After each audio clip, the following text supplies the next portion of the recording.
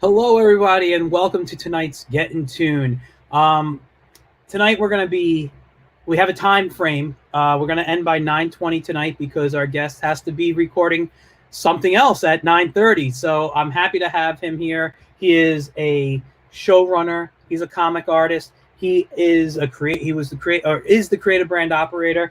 Been an editor and a producer, all for on INBEON, which is an amazing company, been around for a bit. And they're going to be having INBEON Con. So we're going to talk to Sebastain Bonet, who is the showrunner for INBEON Con, coming August 30th on Facebook and on its website, and we're going to talk all about it. So let's bring him on, and let's add to it. And Hey, hello, Meg. how How you you doing? doing? I'm Doing good. good. Well, thank you for joining me tonight. I know we have a limited time. We got to get you out by a certain time, so I'm not going to rush the No, interview. take your time. Don't worry. I want to make sure all the good stuff's going on and we get all the good information. Awesome. So, um, so before we get into INBEON and all this stuff, let's talk about you as an artist. Um, you were telling me you got into the comic world about 5 years ago. Yeah, I got into the comic book world about 5 years ago. Actually, my first convention was an INBEON Con. I had just self-published my own book, which was called Dead Planet. And before getting it, I was just always in and out playing around with, do I want to really dive into comics? Do I really want to do this? I really love the characters, the art world, which I thank Scott Barnett for being of a mentor when it came down to that. So I just went in, dived in the big swimming pool without the floaties of the comic book world, and just muffled up everything in the beginning, which I recommend people to do. So that's how you learn.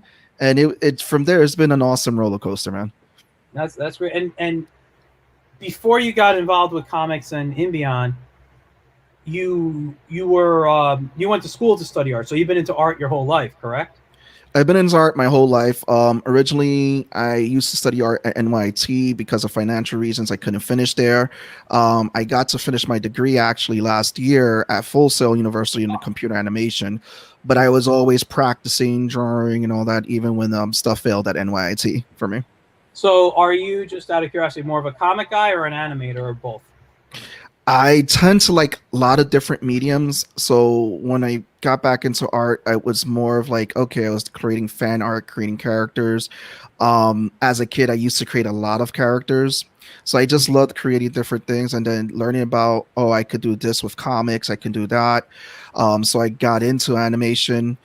I can actually do CGI. I don't like it, but it was fun when I was learning it. So I could tell you like some of the different components, but yeah, I love playing with different mediums as an artist. Yeah, that's cool. I mean, I'm the same way. I tend to flip between comics and animation. I love them both. Um, and I'm sure you read comics as a child. Yes, I read a And lot of comics. what were some of your favorite that inspired you to get into the comic world? X-Men. X-Men was probably the first that got me into it, and it was actually a what if for X-Men that really introduced me to the comic book world. Okay. So I started with X-Men.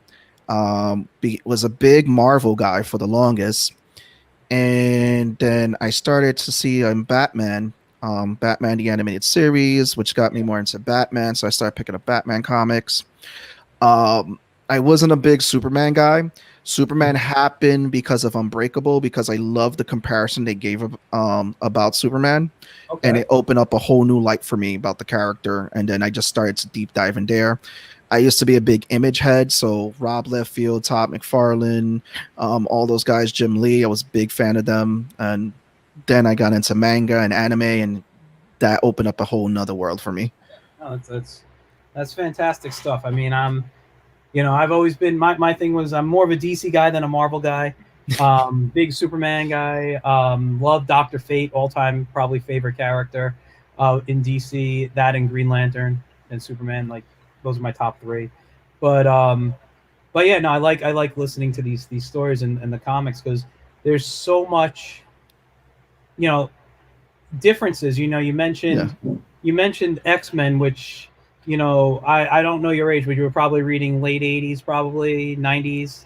I mean, I show my age. I'm 38. I was reading late 80s, early 90s. Okay. Well, Um, yeah, I'm 44. Same time. I got this collected in like 86, 87. Um, and but like you mentioned, Image too, and Image had such a big difference. oh yeah. Yeah. And by the way, you guys, I can't tell you. This is just for the audience, and if you have questions, feel free to ask. Just talking about Image right now. I'll have to find out who they are and maybe link them in my YouTube clip. But there are some great videos right now on the history of Image, both up on Amazon and on YouTube. Some great. There's a great documentary I shared about Todd McFarlane, which everyone's just got to watch. I mean, it's fantastic. It is. It's a great point in history because like some people make fun of it, like with the way the style was in the 90s, but I remember the 90s and that style was just so cool at the time. The huge boots, Spawn with all the chains. And the art style was just fantastic. It was great to be an art fan those years. Yeah, no, and collecting, there was so much that they threw at you. Oh yeah. So tell us about the first comic that you self-published before, when you were starting to get into the industry. Cool. The first comic I self-published, it actually was funny because I had always been playing around with a lot of stories. I'm one of those guys that I'll show you right now that I got, and I'll fill like books up like this with like ideas. And so my comic called Dead Planet, at the time, it started as a story. It was based off of like a whole like science fiction thing that I read about, that they wanted to send some people to Mars for like a one-way mission. And then I was a big fan of the thing. So pretty much the synopsis is that it's a mad scientist experiment that goes wrong. For people who love the thing and aliens, that's kind of the world I was really diving into. So it was a sci-fi horror comic. Now, when you say thing, you're talking about like the old movie, not Ben Grimm. No, yeah, the old movie, John Carpenter's The Thing. Yeah. So it's like I just love that whole like metamorphosis that they did with the characters and all that. And it was I tell people, when you watch John Carpenter's The Thing, it's a character drama. They didn't have to show the creature, and when they did, that was an important scene. It was just, it made it that much more special, and that's what I was aiming for with the book. Now it's going under a whole different name, and I am reworking the story, because my first run, I mean, as much as I was happy about it, I just know that it could have been better. But again, it was my first foray into comics, but it was fun. It was a lot learned. And now you're going to be working with it through INBEON. Yes. So tell us about how you got involved. Tell us about INBEON first, what it is, and how you got involved with INBEON. INBEON, when I first met them, they were a publishing company started by Eric Hutchison, who's the CEO.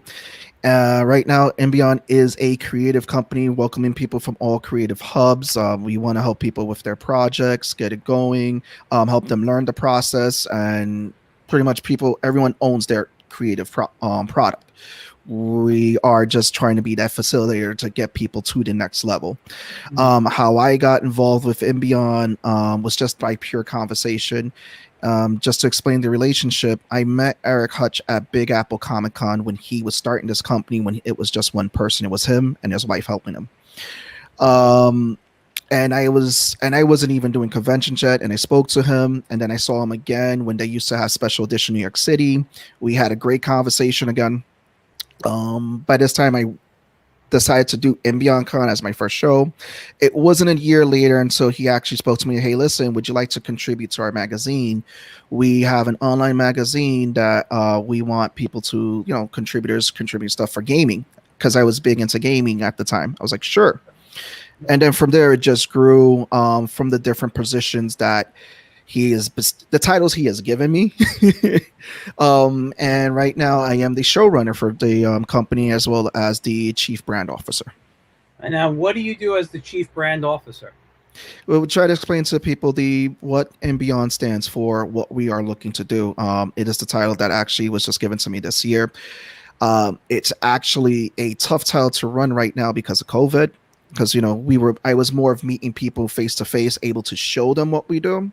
Yeah. So now it's adjusting that to explain. So as a chief branding officer, I just explain to people what we are as a company. We are a creative company.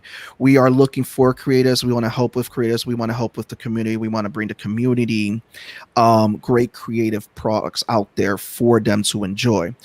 We want to be facilitators to help people to start from point A to point B, and maybe even help them with thinking about stuff that they didn't think about with their initial project and where to take it. Like me, for example. And we try to use ourselves as examples. When I first started the comic, I only thought about doing it as a comic. Now I'm at the point where, you know what, I want to make this comic, put the script together, and then eventually move over to animation, and then we move over into other products from there and other creative venues. Okay, that's good. Interesting job title, and I'll be honest, I've never heard creative brand operator. I think you said the term was. Yeah, I believe it's a new position actually created by companies, kind of like at that CEO, COO level. But again, we are just like to walk around with the title as creatives because we just want to help create stuff. And I've met you, I don't know how many times at shows over the years.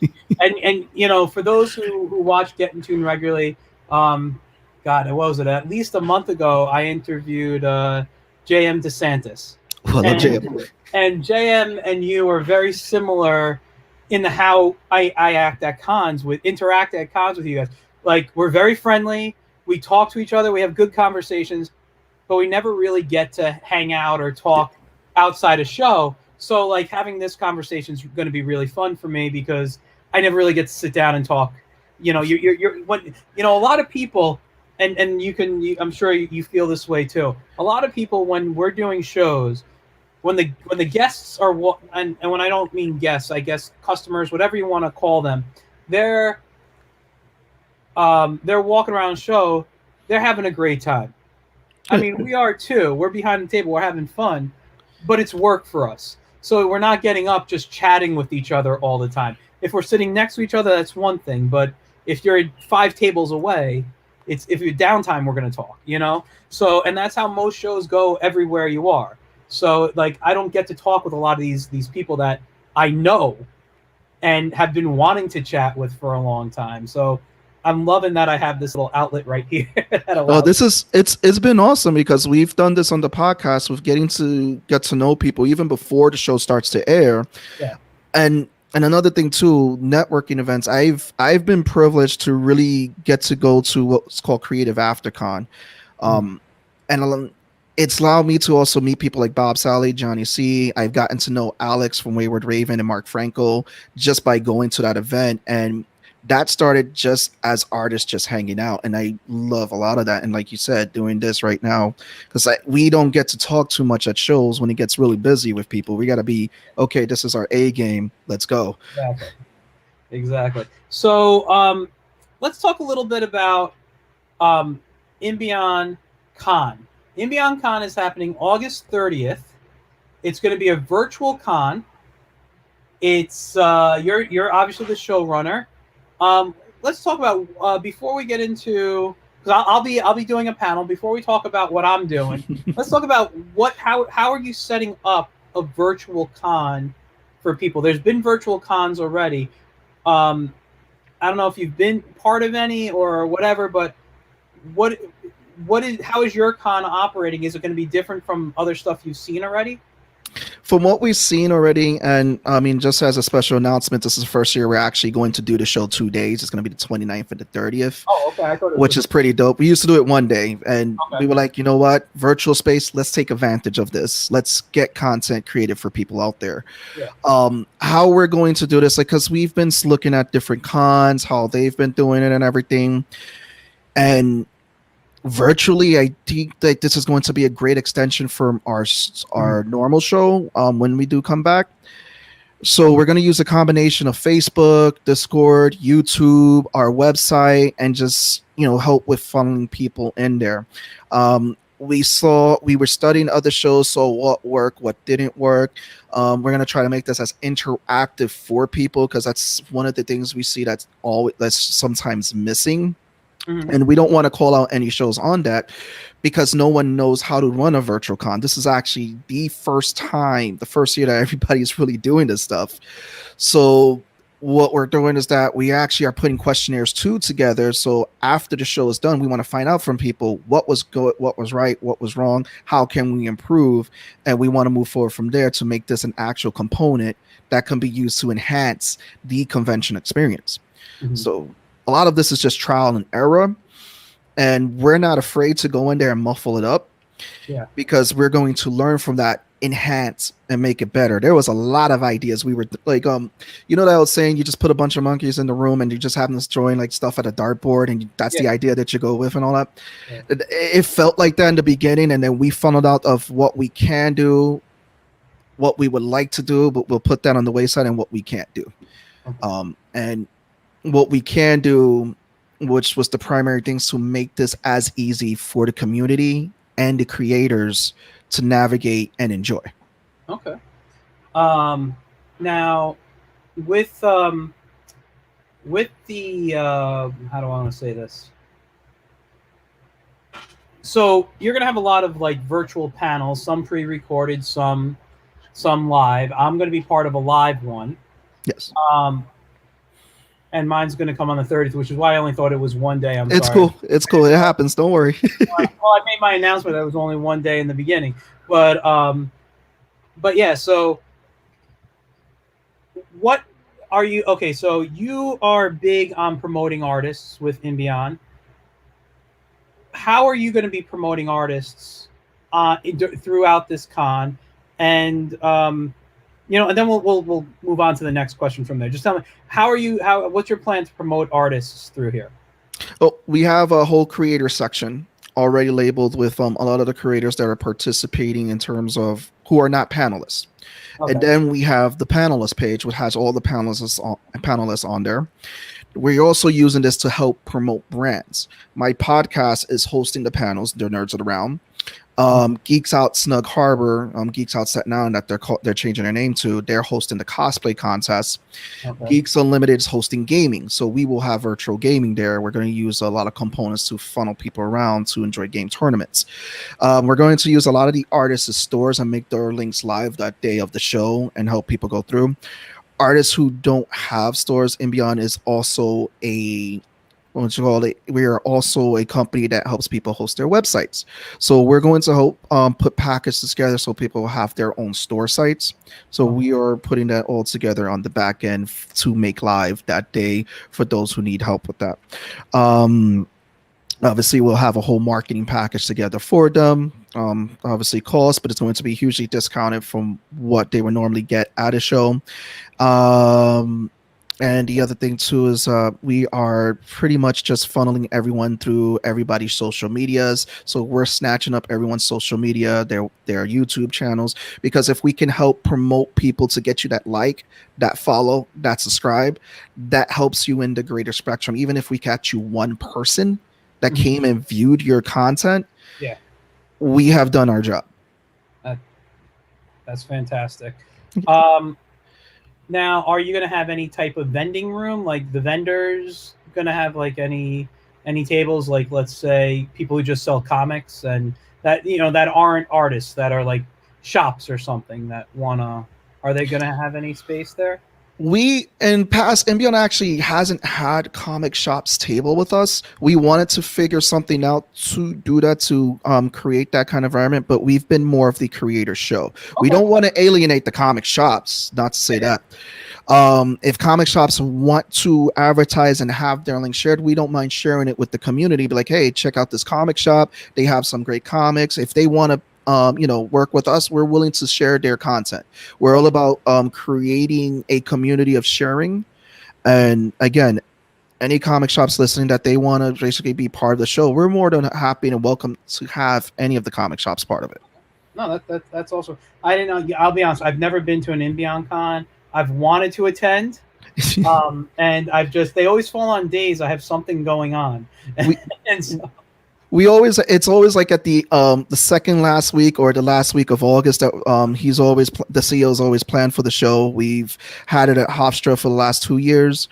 And again, it's always been the show that has tried to help fuel creativity amongst creators from no matter what skill set you are, and try to be that con that you can come to and also network. We do want to help people sell stuff because we want the community to come to, purchase the fan art and everything that's there, the artist stuff. We've had clock makers, we've had figure makers. So we want to bring everyone together. Like, let's say an artist is there, like, oh, you created a character, Mike, but you want to get a figure made. We got a guy who actually makes figures. You guys get together. That's business together that you're working there. Yeah. Rich Dresden's made a board game. You ever thought about making a board game? You could talk to him. That's the type of environment we're looking to fuel. Mm-hmm. No, that's fantastic. I mean, I'm all for sharing, creativity. I come from an educational background as well as an art background. And I've been in the situations where I've talked with artists and I'm like, oh, how'd you get that effect? And they're like, it's a secret. I can't tell you, but as an educator, I'm like, let everyone know, because everyone can, look, don't get me wrong. You need to pay me sometimes for my information. I'm a teacher, yeah. But at the same time, it's like, I'm not going to keep someone from knowing a technique I use because they can use it in their comic or animation or whatever. And, if I can do it, anyone can do it and anyone can figure it out, So why just keep stuff secrets? That's always been my point of view. But also I have that educator background that it's like, I can't just not let people know. So I think that's fantastic. And to be honest, it's funny. I may have to talk to Rich because I do have a board game in mind that I want to work on in 2020. I've had the plan for about 3 or 4 years now. But just scheduling things haven't lined up. And I actually haven't put out a comic, one of my own comics, in almost 10 years. And I've just had maybe longer. And I've done work for other people's comics. I just haven't done anything for myself. And I have a bunch of stuff behind me. Actually, it's over there. Yeah, it's not behind me, it's beside of me. In a little container, and there's like 40 folders in there of stories I want to get done. So it's like I'm ready to start getting back into it, and I'm working with people. I got friends of mine who write, who are helping me out, so I don't have to focus and do everything. And I'm going to eventually be looking for maybe an assistant to help me out with some of the work. But yeah, I mean, it's like this is a great thing you're doing, and being able to share and it's almost educational in the sense where you have these people who can mentor others, and I think that's fantastic. With the way you know what I wanted to ask you? Sorry, I want to get back to the virtual, some of your virtual stuff here. Your virtual gaming. What kind of gaming are you going to have? Well, my buddy Q Mayhem Gaming, he's putting it together. I've known the guy for years. He's a big streamer, so he's actually going to be hosting some game tournaments. So they're going to have their own listing on there. They're like the PlayStation, Xbox. So he's been contacting them to see how he can get some dev kits. So he's big into that gaming world. He's the best person to really ask about that. We're going to create a Discord group to get people to share their gamer tags and all that for them, so that this way they know what platform to be ready, they know who's on what platform, and there's already a list of games that he's going to have there for the tournaments. The games are going to start at 12 because he is like this, let's face it, most gamers are probably not up before 12. Which I'm like, yeah, I know. Are you going to have, so it sounds like it's all video game, any tabletop gaming like D&D or something? We wanted to have tabletop gaming. We're actually going to have a D&D panel for people who are interested in getting into Dungeons and Dragons. That's going to be on Saturday. Okay, there's some of my stuff up there. I just got into Dungeons and Dragons again. Yeah. We have a party of 10 people that have been getting together every 2 Saturdays to play Dungeons and Dragons from 9:30 at night to 4 in the morning. Well, I was going to ask if I can join, but I can't live those hours anymore. I'm too old for those hours. We'll get you a one shot. Let's work with around your hours. Don't worry. I got the perfect DM for you too. But yeah, I'm actually reaching out to some people who are interested in seeing if they can DM a game. One of them is Nomad Gaming. She runs a Twitch channel. She's also a DM specialist. So I'm looking for some people who are interested in possibly DMing a game 6 o'clock and onward. We are going to also do, because we're putting together a nice project, and we're going to give a sample of that at 6 o'clock with Dungeons and Dragons, where people can actually see us play a one shot of a story that we're actually putting together. Oh, is that on Saturday or Sunday? That is on Saturday, starting at 6 p.m. Okay. All right. When we get to the social media, well, you already said you're putting on Facebook. It's going to be on your website. Is all this information? The show is going to be not this Saturday and Sunday, but the following Saturday and Sunday. How soon can we go on the website to see all the information to plan? What we want to plan out our days with. Is that website is up now. We have everything listed there, and as we get closer to the show, more stuff is being added. We are taking cosplay submissions that's ending on the 21st, so we can put that all together. And in terms of new panels, we're going to continue to update that all the way up until the show. Just to give everyone the idea of the panels, we are making these panels geared towards learning. We want you to learn not just from everyone's experience, but we also want to get nuggets from people, like tips and everything. And so far, everything that we have pre-recorded, I have been a big fan getting up, but I was like, that point where you have to be a professional and something like that. But it's like, we've spoke at the end of every panel. Everybody who's participated so far has said that they've had a great time. They've enjoyed it. And pretty much, like, for example, we filmed with bakers last week who own their own business. Okay. And a lot of people is like, why am I going to go to a con about baking? It's not about baking. It's actually about being an entrepreneur in your business. So it actually, what we spoke to them about was something that translated to everything. So it doesn't matter what type of business that you were going to run. This is something everyone could take a nugget and learn from their experience and take a tip from them and be like, oh, okay, I didn't think about that, because everyone's experience is different. You hear about it and like, oh, okay, this is cool, and know people who to contact. Yeah, that sounds like a great panel. Speaking of panels, you want to let's tell people what I'm doing, because I don't know 100% about my panel yet. I know what the topic is, but why don't you explain my panel and if I have any people around me that I'm going to be hanging out with virtually that day? Well, I picked on Mike to be on this panel. Picked on him for weeks.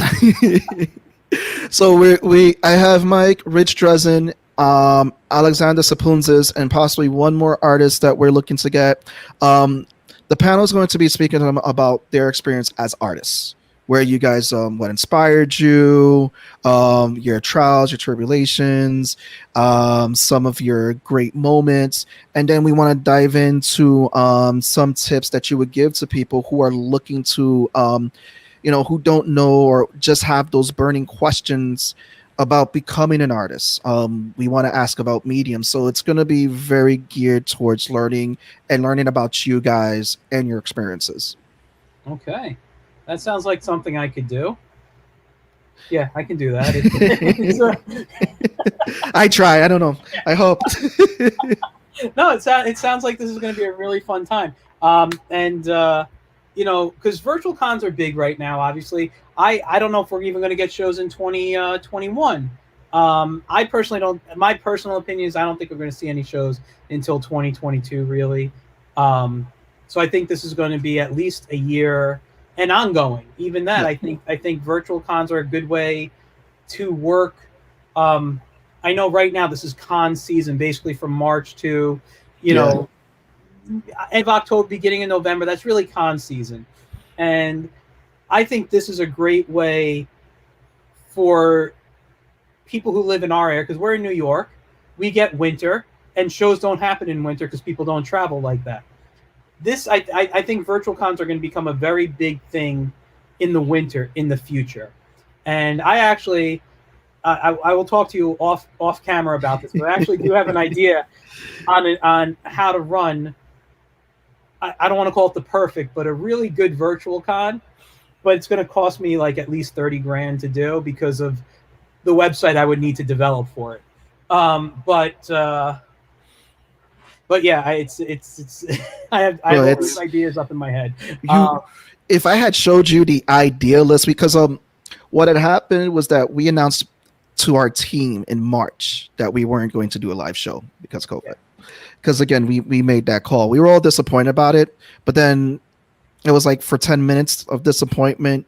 Then it was dropped that nugget that, oh, we're gonna go virtual. Then we're like, oh, okay, that sounds dope. So we had this whole thing about doing this, that, and it's just again, we were just throwing stuff at the board, and then we finally and like we said, no one's going to know how to run it. And I agree with you. We're probably going to see 2 years worth of virtual cons, and I think those who are actually listening to the fan base and actually listening in terms of how to make it better for interactivity are the ones that are going to strive and actually make this a huge component. Yeah. It's like don't be the blockbuster, be the Netflix.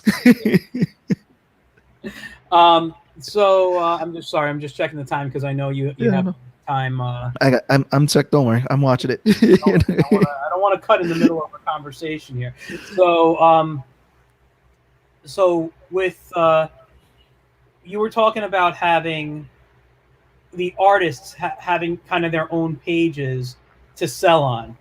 I'm sorry. All of a sudden, I thought I just heard me echoing.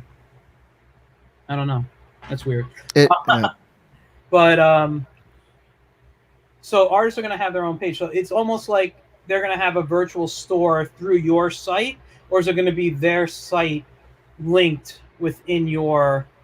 it's going to be what you said. It's going to be a mix of that.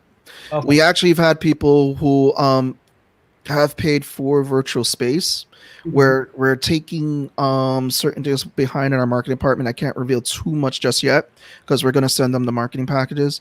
Then we know of people who do have their own sites up and running. We're going to link those, and we're going to reach out to artists too who are interested in doing live drawing sessions, which we do have live drawing going throughout the show. Some of them are featured panels.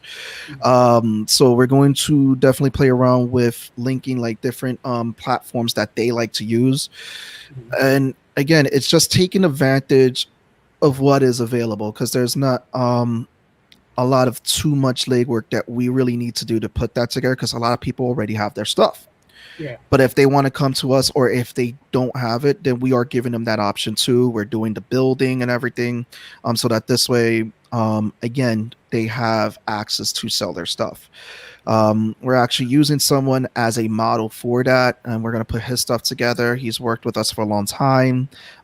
He's had a lot of faith in us, and we're just like, you know what? We're going to help you out. We're going to build this for you. We're going to put together, and you will be a model for what other artists could see what we're doing.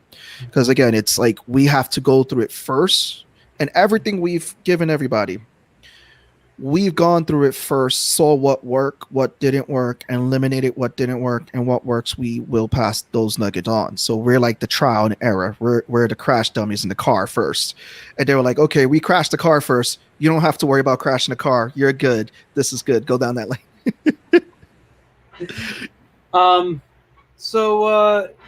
Okay, because I got to be honest, I'm getting excited about your show, and not just because I'm going to be on it. It's a little different from what I've heard about other virtual cons running. So it's like I'm eager to watch and see. So this show is free to anyone. I mean, I know you mentioned artists have paid and stuff, but anybody who wants to view this, there is no money involved in it. They're just going to log on to Facebook or your website or whatever, and it's free to the audience. Yeah, it's free for everybody. All the audience. If you're creative, if you're just a fan, if you want to network, it's free. You come on the show, go on the website, you go on the Facebook groups. We're going to have the groups there for everybody, the Discords, the YouTubes. It's all free. This is information we want people to have. This is how we want to help the community. This is our way of giving back. And again, we've always played that this was going to be a free model for people. We've had VIP tickets. The VIP tickets were like $10. They sold out quickly because again, that's how people like they loved INBEON and stuff we were going to put together for them.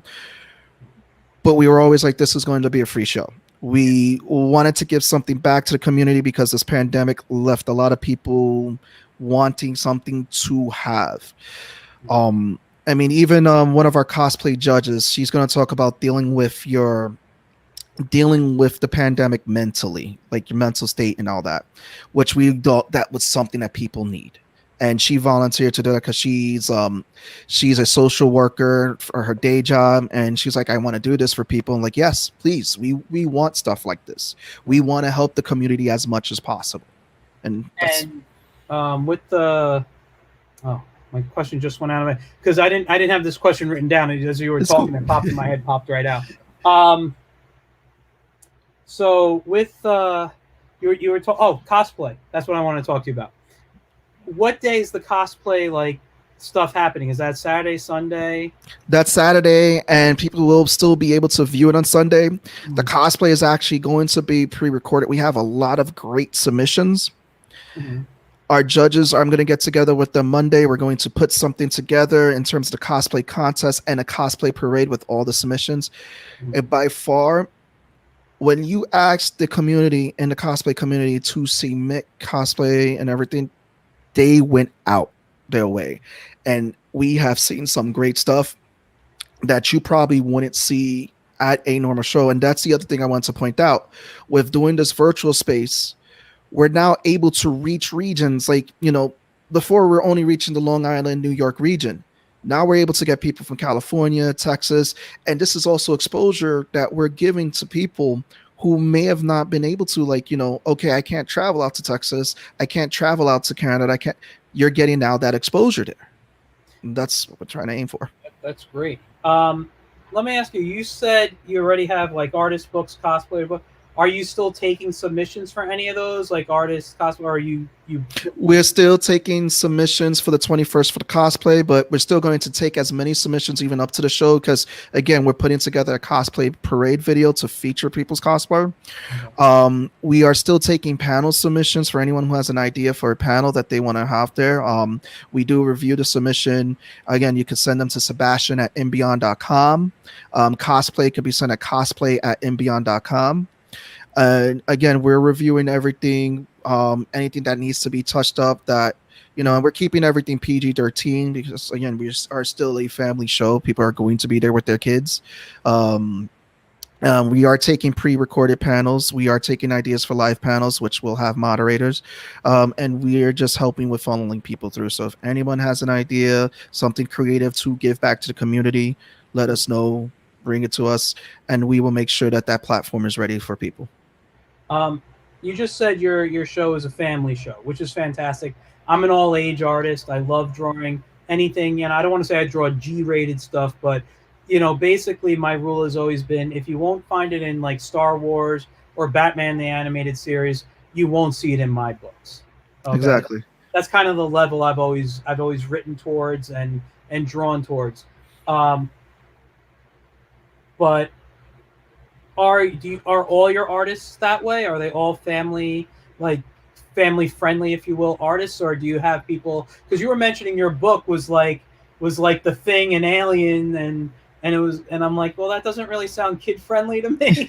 But, listen, I'm not against anything that's not kid. I just choose to do the type of work I choose to do.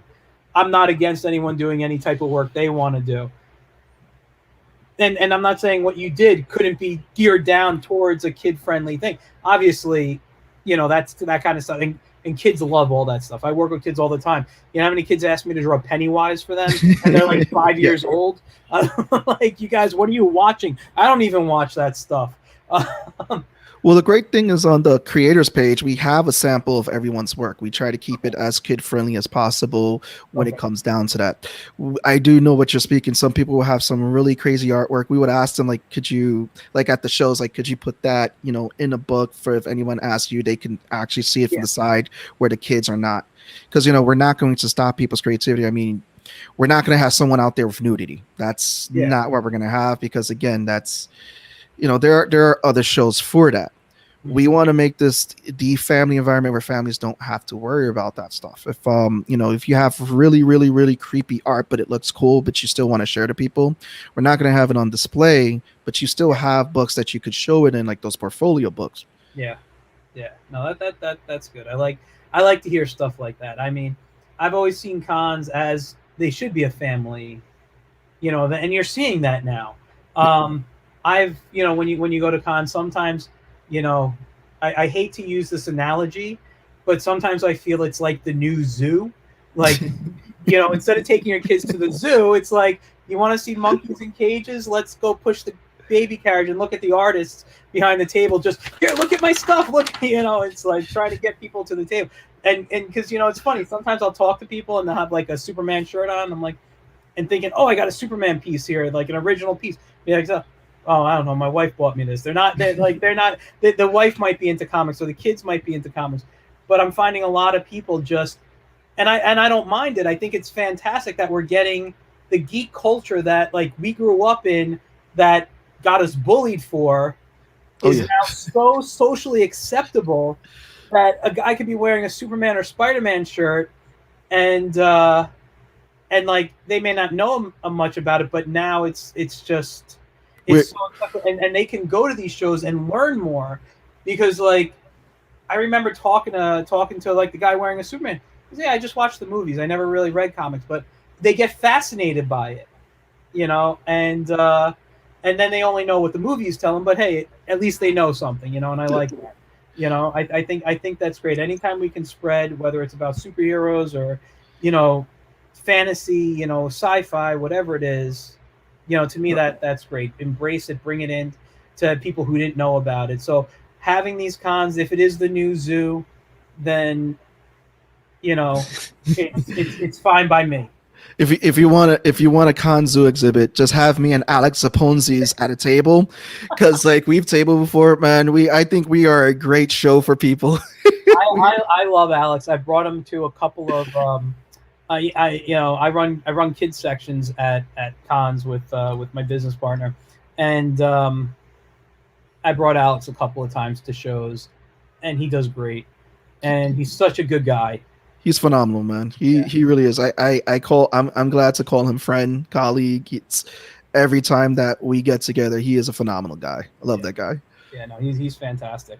And if shows are still running, I know I would have been bringing him to shows right now. I think when shows got canceled, I think I lost like somewhere between 8 and 11 shows. I don't remember my exact number I was doing.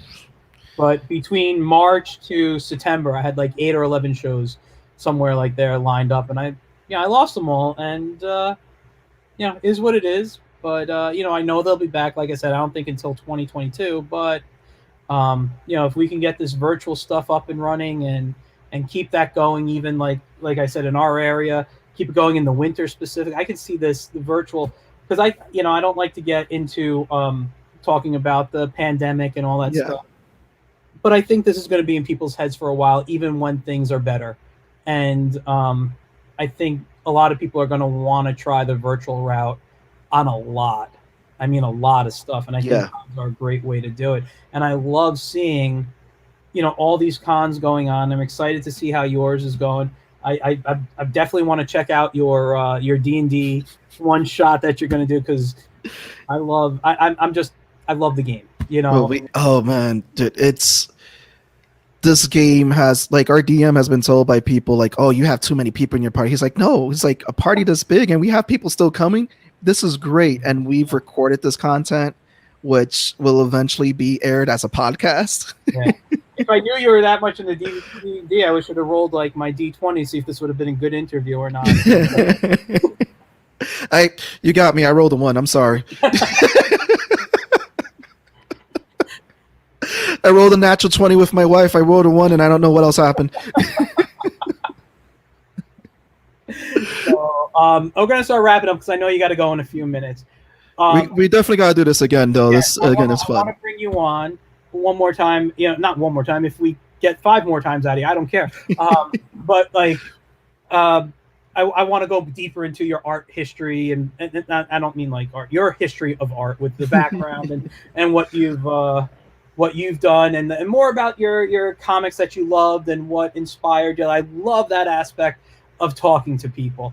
And it's kind of what I'm going to be talking about on the panel with, like what inspired me and things like that. And I love just chatting about that stuff. It's great. I mean, you can look just even around my room here. No, bro, I've been looking at your wall and I love it.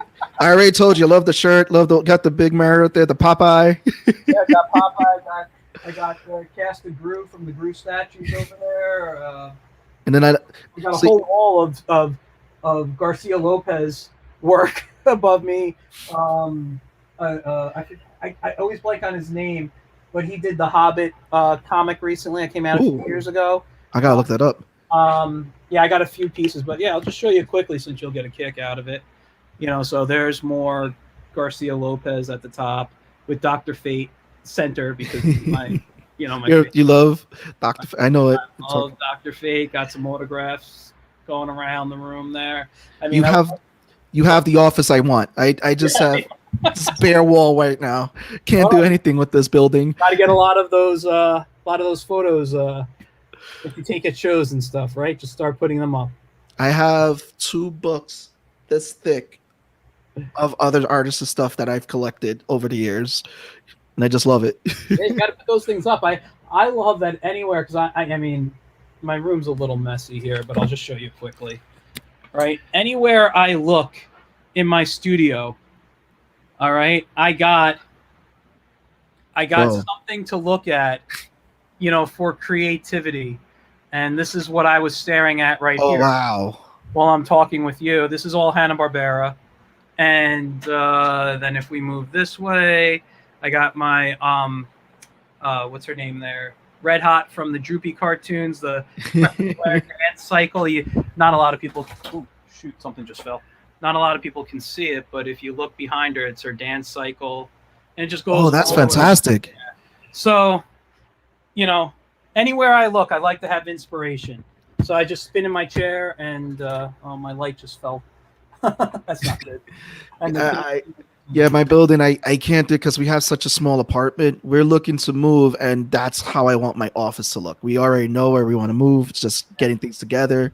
Because the only thing I have here is Chris Yominga and Amanda Connor. Oh, that's it. I already know what episode I'm getting you on for Nerds and Around. That's it. It's done. You just signed it. Doctor Who blanket. So.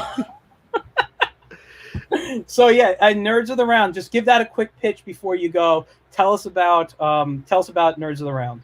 Absolutely. The Nerds Around is a nerdy podcast I started. It's me, Tony from across the hall, and Towels by Law. We talk nerdy stuff, geek stuff. Last episode we launched was the Avatar episode. We were talking about Avatar Last Airbender that broke down as a 2-parter. Say this real quick. I couldn't get into it for years. I finally watched it in 2 weeks on Netflix. Isn't it fantastic? It was a great show. Yes. I watched Legend of Korra in 2 weeks. I was a big fan of the old show. We did a comparison for both shows. Never watched the movie The Last Airbender. It is horrible. Stay away from it. That's what I've heard. We save you from that. We also feature a creative series on the Nerds Around. So we have episodes where we interview various creators, various backgrounds. We've had rappers. We've had bakers. We've had Javier Winix has been one of my guests. Rich Dresden has been on the show. Recently we just had a voice actress who came on the show to talk about her work, and from there we just want to get people to help them give a voice and a platform. And then we have people come back on, we shoot the crap with them and everything, and we just have fun. No, that's fantastic. Well, I'm going to wrap up. If you can just hold backstage for a second. Definitely. I want to thank you for coming on. I want everyone to go check out INBEON Con coming August 29th and 30th on Facebook, and the website is INBEONCon.com. INBEONCon.com. Okay. Everyone go to INBEON.com. INBEONCon.com to check out the lineup, and make sure on Sunday, on the 30th, you check out my panel because I'm going to have a lot of fun on that one. Oh, yeah. All right. Thank you for having me, Mike. You're very welcome. I'll be right with you in a moment. I'm going to remove you for a sec. Awesome.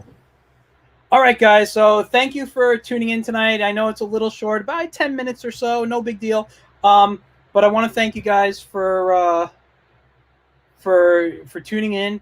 I really enjoyed talking with Sebastian. I really am looking forward to INBEON Con. I'm glad I learned more. I'm glad I had to chat with him a lot better. So if you guys want to reach out to me, getintoon.net on Facebook. Remember, it's TOON. You can find me on YouTube and Instagram at Michael Gracia. And if you want to give me some of your money, patreon.com/Michael Gracia. Thanks for tuning in, guys. I will see you soon. Next week, I have another great guest. I can't advertise him right now because I have to. There's a possibility we may have to do a rescheduling, but if he comes on, you're going to love my next week's guest. And if not, I do have a backup who's just going to be as fantastic. So I will let you guys know, follow everything to make sure, make sure you know next week's guest. Hopefully by Saturday, I will let everyone know. Everyone have a great night. Have a great week. Thanks again for tuning in, and I'll see you soon.